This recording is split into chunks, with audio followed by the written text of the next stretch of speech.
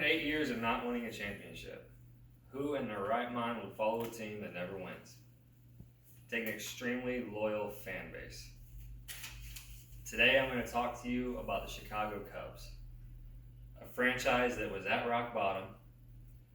They brought in brand new faces, faced the curse of Chicago, and ended 108 years of misery. I've been a Cubs fan all my life.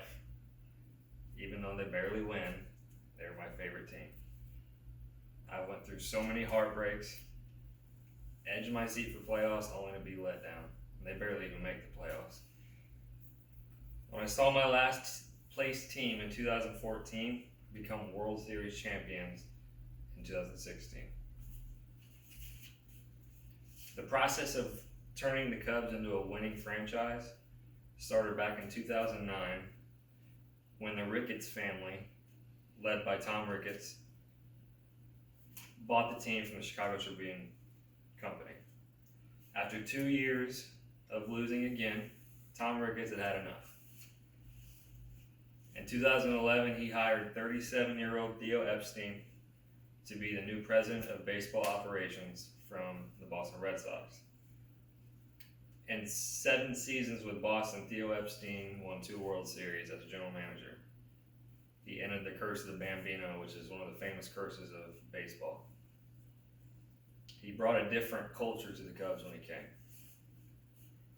He knew it would be a long process, be years of hard work, drafting new players, getting them through the minors.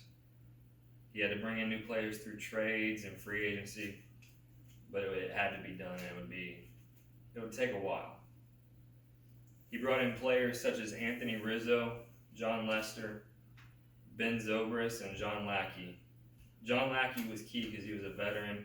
He had won with Boston. He went through everything, and we needed a veteran presence to win. When he drafted key players and developed them through the minors, Chris Bryant, Javier Baez, Wilson Contreras, and Kyle Schwarber were some of the players that made it through rather quickly and ahead of target. With these young players, they needed a good manager to lead them. So Theo hired Joe Maddon away from the Tampa Bay Rays in 2015. After all the new faces were brought in with the goal of winning, first they needed to overcome the curse of Chicago. Some of you don't believe in curses. Me being a Cubs fan, I truly believe in them. The first curse they had to get past was the Billy Goat curse. In Game 4 of the 1945 World Series, a local resident named Billy Sianis, who owned the Billy Goat Tavern there in downtown Chicago, attempted to buy 2 tickets to the World Series. But the problem is, he wasn't trying to bring a person in with him. He wanted to bring his mascot for his bar, the Billy Goat. Well, animals weren't allowed, so obviously they turned him away. He said the famous saying that stuck with Chicago for all these years: "Them Cubs, they ain't gonna win no more." Well, many believe the curse is real because the Cubs went on to lose the 45 series and never went to the World Series after that. So it really, truly was a curse. Second was the curse of the Black Cat. In 1969, during the World Series against the Mets, a black cat ran onto the field as the Cubs led the game. When they came back out on the field, they had a ton of errors. They just played horrible baseball. Well, they went on to lose that series. So there, once again, we had another curse. The third curse was the curse of Steve Bartman. A simple fan trying to go for a foul ball in left field during the 2003 NLCS. As the Cubs player was reaching up in the stands to grab the ball to get an out, he reached for the ball as any fan would and caused him to not catch it.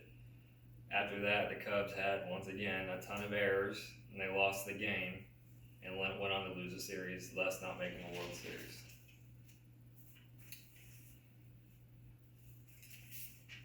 Facing all the curses, 108 years of misery would finally be behind them. In 2015, after Joe Madden took over, the Cubs were expected to be mediocre. They had a bunch of young players who were just coming up. They weren't expected to win. Well, they ended up making the playoffs that year. They won the wild card. They beat the Cardinals in an NL Division Series. They ended up losing in the championship series to the Mets, but it was a huge step forward and gave us hope.